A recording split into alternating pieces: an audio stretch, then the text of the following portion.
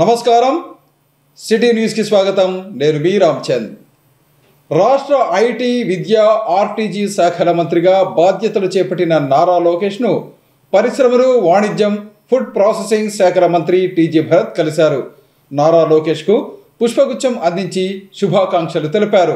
నూతన ప్రభుత్వ ఆధ్వర్యంలో ఏర్పాటు చేసిన ప్రజల సమస్యల పరిష్కార వేదికలో ప్రజలు ఇచ్చే సమస్యలను వీలైనంత త్వరగా పరిష్కరించాలని జిల్లా కలెక్టర్ శ్రీమతి సృజన అధికారులను ఆదేశించారు.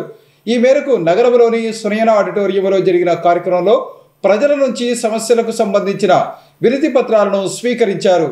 జిల్లా కలెక్టరేట్లోని సునైన ఆడిటోరియంలో ప్రజా సమస్యల పరిష్కార వేదిక కార్యక్రమంలో ప్రజల నుంచి వచ్చిన వినతులను జిల్లా కలెక్టర్ శ్రీమతి సృజన, జాయింట్ కలెక్టర్ నారపురెడ్డి మౌర్య స్వీకరించారు. ఈ సందర్భంగా జిల్లా కలెక్టర్ శ్రీమతి సృజన, జాయింట్ కలెక్టర్ శ్రీమతి నారపురెడ్డి మౌర్య మాట్లాడుతూ ఇప్పటి వరకు ప్రజా సమస్యల పరిష్కారాల వేదిక ద్వారా 92 అర్జీలు వచ్చాయని, అందులో 69 అర్జీలు ప్రాసెస్లో ఉన్నాయన్నారు. సదరు అర్జీలు నిర్దేశిత గడువులోపు పరిష్కరించి క్లోజ్ చేయాలని, ఒకవేళ పరిష్కరించలేని అర్జీలు ఏవైనా ఉంటే వాటిని ఎందుచేత పరిష్కరించలేకపోతున్నామనే కారణాలు అర్జీదారులకు అర్థమయ్యే రీతిలో స్పష్టంగా తెలుపుతూ ఎండార్స్ చేయాలని అన్నారు. అర్జీలను పరిష్కరించడంలో ఎటువంటి అలసత్వం వహించకూడదని చెప్పారు. అదేవిధంగా ఇప్పటి వరకు 8 అర్జీలు రీఓపెన్ అయ్యాయని, అందులో రెవెన్యూ 4, పంచాయతీరాజ్ 2, పోలీసు 1, సర్వేకు సంబంధించి 1 రీఓపెన్ అయ్యాయని, వాటిని కూడా త్వరితగతిన పరిష్కరించాలని అన్నారు. అర్జీదారుడు ఇచ్చిన అర్జీ బియాండ్ SLAకు వెళ్లకుండా సరైన రీతిలో పరిష్కరించాలని చెప్పారు. విద్యార్థులు విద్యా సంస్థల ప్రారంభం నుంచే చదువుపై దృష్టి సారిస్తే పరీక్షల సమయంలో ఎలాంటి ఒత్తిళ్లకు గురికాకుండా మంచి ఫలితాలు రాబట్టవచ్చని ప్రముఖ సైకియాట్రిస్టు డాక్టర్ రమేష్ బాబు అన్నారు. ఈ మేరకు నగరంలోని కేంద్రీయ విద్యాలయంలో జరిగిన అవగాహన కార్యక్రమంలో ఆయన పాల్గొన్నారు. నగరంలోని కేంద్రీయ విద్యాలయంలో భయపడకుండా చదవటం, పరీక్షలు రాయటం ఎలా అనే అంశంపై విద్యార్థులకు నిర్వహించిన కార్యక్రమంలో ప్రముఖ సైకియాట్రిస్ట్ డాక్టర్ రమేష్ బాబు ముఖ్య అతిథిగా పాల్గొన్నారు. కార్యక్రమంలో కేంద్రీయ విద్యాలయం ప్రిన్సిపల్ ప్రియదర్శిని తదితరులు పాల్గొన్నారు. ఈ సందర్భంగా డాక్టర్ రమేష్ బాబు మాట్లాడుతూ విద్యార్థులు విద్యా సంవత్సరం ప్రారంభం నుంచే ప్రణాళికాబద్ధంగా చదివితే ఎలాంటి ఒత్తిళ్లకు గురి కాకుండా పరీక్షలను విజయవంతంగా రాయవచ్చని తెలియజేశారు. సర్వసాధారణంగా విద్యార్థులు విద్యా సంస్థల ప్రారంభం నుంచి చదువును నిర్లక్ష్యం చేసి పరీక్షలు దగ్గర పడే సమయంలో పుస్తకాలపై దృష్టి నిలుపుతారని, దీనివల్ల వారు తీవ్ర ఒత్తిడికి గురి అవుతున్నారని చెప్పారు. కొన్ని సందర్భాలలో పరీక్షలు సరిగ్గా రాయలేమన్న భయంతో విద్యార్థులు ఆత్మహత్యా ప్రయత్నం వంటి విపరీత చర్యలకు పాల్పడుతున్నారని తెలిపారు. అలా కాకుండా విద్యా సంవత్సరం ప్రారంభం నుంచే చదువుపై దృష్టి సారించాలని సూచించారు. అలాగే ప్రతిరోజు సాయంత్రం 3 గంటలు, ఉదయం 1 గంట చదవటం వల్ల విషయ పరిజ్ఞానం పెరుగుతుందని తెలిపారు. విద్యార్థులు తాము చదువుకునేటప్పుడు 40 నిమిషాలకు ఒక్కసారి విరామం ఇచ్చి 10 నిమిషాలు ఇతర కార్యక్రమాల్లో నిమగ్నమై మళ్లీ చదవటం ప్రారంభించాలని తెలియజేశారు. దీనివల్ల అప్పటి వరకు చదివిన చదువు మెదడులో నిక్షిప్తం అయిపోతుందని వివరించారు. ప్రతి నెల తాము చదివిన అంశాలను పునశ్చరణం చేసుకోవటం వల్ల మంచి ఫలితం ఉంటుందని తెలియజేశారు. కేంద్రీయ విద్యాలయం ప్రిన్సిపల్ ప్రియదర్శిని తమ విద్యార్థుల కోసం ఇలాంటి కార్యక్రమాన్ని ఏర్పాటు చేసి తనను ముఖ్య అతిథిగా పిలవటం పట్ల సంతృప్తి వ్యక్తం చేశారు. ముఖ్యమైన విషయాలు ఎలా చదవాలనే వాటి మీద సంభాషణ కూడా జరిగింది.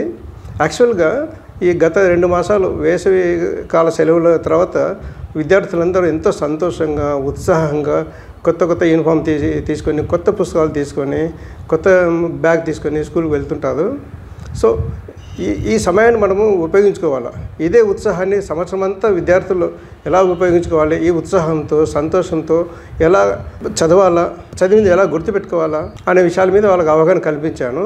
చాలామంది విద్యార్థులు చేసే పొరపాటు ఏమంటే ఫస్ట్ నుంచి సమయం చాలా వృధా చేస్తుంటారు. పార్టీలు కానీ, ఇంట్లో ఫంక్షన్స్ కానీ, పిక్నిక్లు కానీ వృధా చేసి లాస్ట్ మూమెంట్లో పరీక్షలు 2 నెలలు ఉండడంగా పుస్తకాలు ఓపెన్ చేస్తారు.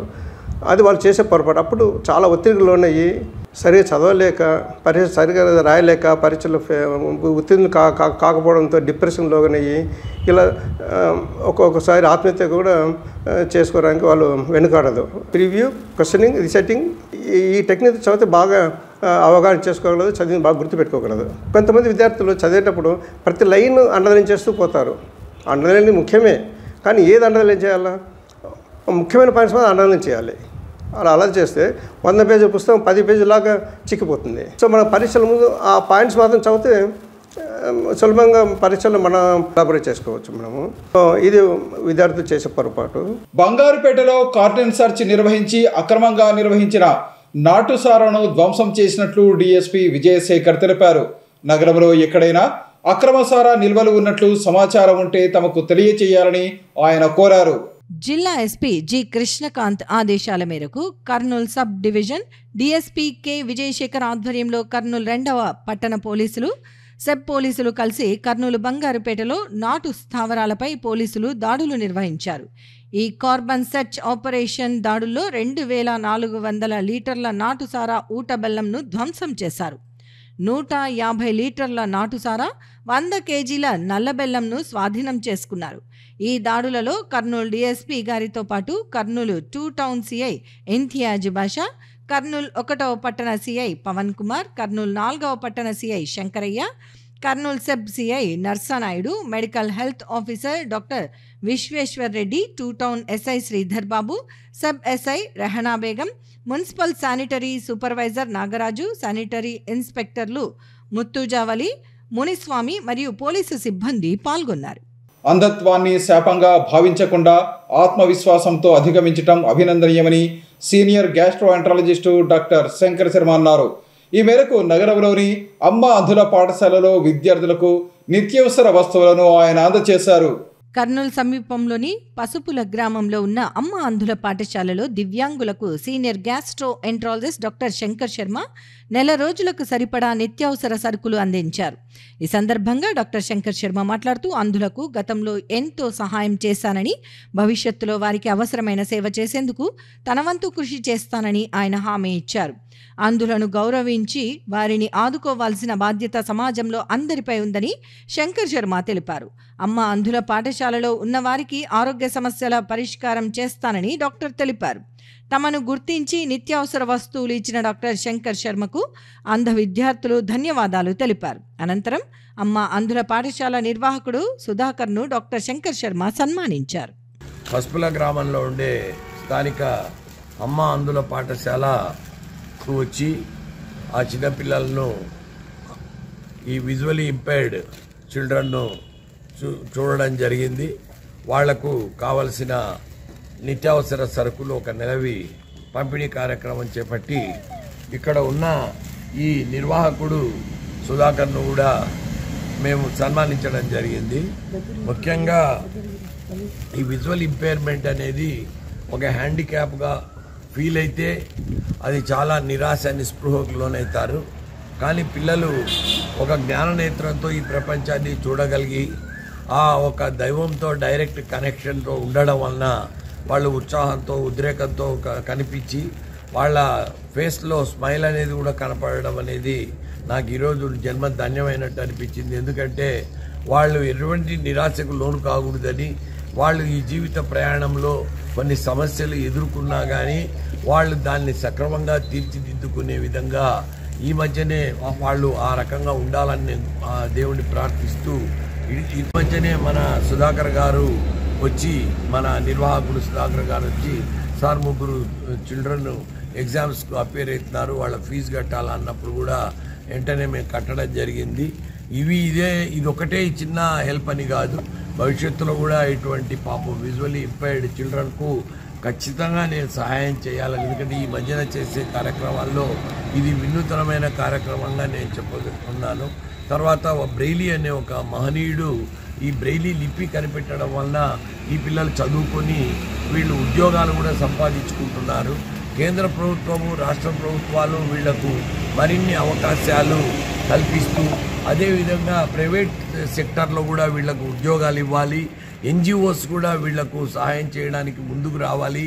కర్నూలులో ఉండే దాతలు కూడా ఈ అమ్మ అంధుల పాఠశాల విజిట్ చేసి వీరికి అవసరానికి కావాల్సిన సహాయం చేయాలని, వీళ్ళకి ఏదైనా హెల్త్ ప్రాబ్లమ్స్ ఉంటే సుధాకర్ గారికి నేను చెప్తూ ఉన్నాను, ఎప్పుడైనా కానీ ఫోన్ చేయండి, వీళ్ళకి కావాల్సిన హెల్త్ సపోర్టు అసిస్టెన్స్ డాక్టర్గా నేను ఇస్తానని చెప్తూ ఉన్నాను. మాజీ మంత్రి మూలింటి మారెప్ప తనపై చెక్కులు దొంగతనం చేసినట్లు ఎస్సీ ఎస్టీ కేసు నమోదు చేయటం ఎంతమాత్రం తగదని గూడూరు మండల తెలుగుదేశం పార్టీ అధ్యక్షుడు సుధాకర్ రెడ్డి అన్నారు.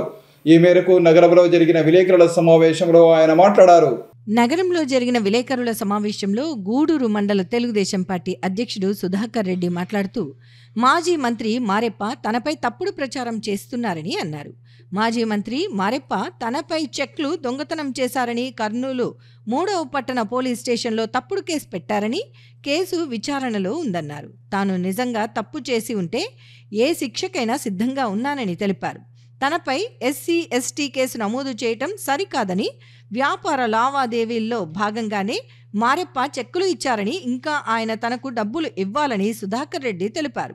ఈ కార్యక్రమంలో తెలుగుదేశం పార్టీ జిల్లా అధికార ప్రతినిధి సుందర్ రాజ్ మాట్లాడుతూ సుధాకర్ రెడ్డి తప్పు చేయకున్నా మారెప్ప ఎస్సీ ఎస్టీ కేసు నమోదు చేయటం సరైన పద్ధతి కాదన్నారు.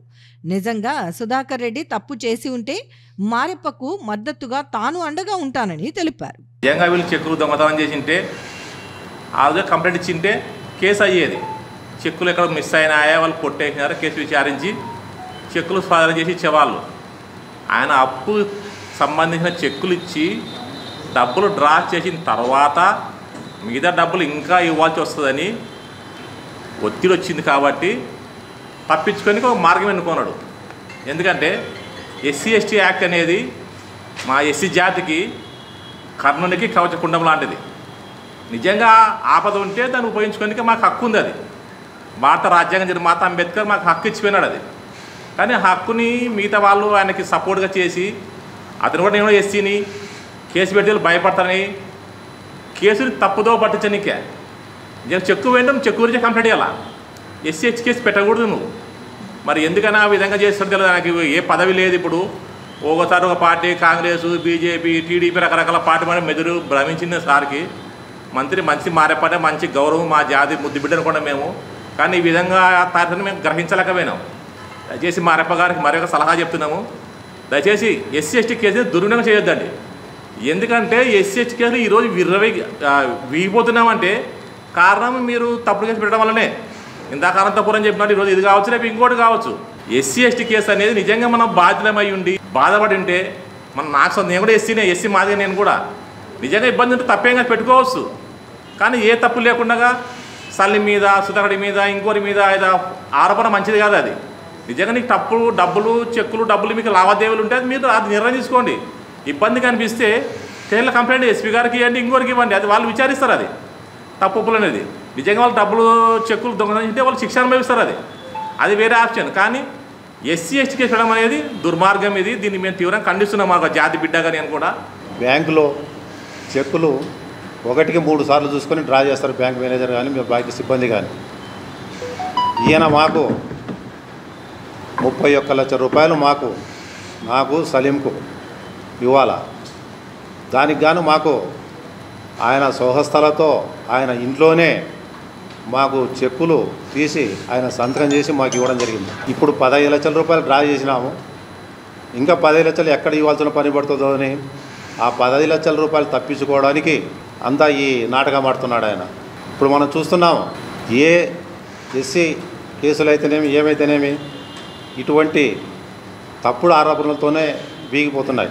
నాపై 3వ పట్టణ పోలీస్ స్టేషన్లో ఫిర్యాదు చేసినాడు. కేసు కూడా నమోదైంది. కేసు నమోదైన తర్వాత నేను ఫోర్జరీ చేస్తే పోలీసు వారు నాపై తగు చర్యలు తీసుకుంటారు. అది ఇంకా దర్యాప్తు స్టేజీల్లో ఉంది. ఆయనే ముందరనే నాది దొంగతనం చేసినారు అని నా మీద సలీం గారి మీద ఆరోపణ చేస్తున్నాడు. ఆయన గతంలో crime number 328/2015 under section 420, 427, 447, 31 IPC section 3 and 4, 1 and 5 SC ST act Anantapur police స్టేషన్లో ఒక మురళీకృష్ణ మరి ఇతర 5 మంది మీద కేసు నమోదు చేయడం జరిగింది. నా మీద ఎస్సీ అంటే ల్యాండ్ గ్యాబరింగ్ జరిగిందని. అది అంతా డిఎస్పీ గారు పరిశీలించి అన్ని చేసి ఇది ఫాల్స్ కేసు అని 6/5/2016లో ఈయన మంచి కేసు, ఈయన వచ్చేసి అటువంటి కేసు తప్పుడు పనులు చేసింటే ఇటువంటి తప్పుడు కేసులు నమోదు చేయించి ఎస్సీ ఎస్టీ యాక్ట్కే తలంపులు తెస్తున్నారు. మా మిగతా ఎస్సీ సోదరులు అయితేనేమి మిగతా వారు అయితేనేమి ఇదంతా గమనించి ఈ ఆయన చేసే పనులకు మీరు ఒత్తాసు పలకవద్దని పలకవద్దని ఎస్సీ సోదరులకు నేను నమస్కారం చేసి చెప్తున్నాను. ఇవి ఈనాటి సిటీ న్యూస్. తిరిగి రేపు ప్రసారం అయ్యే సిటీ న్యూస్లో మళ్ళీ కలుసుకుందాం. అంతవరకు సెలవు. నమస్కారం.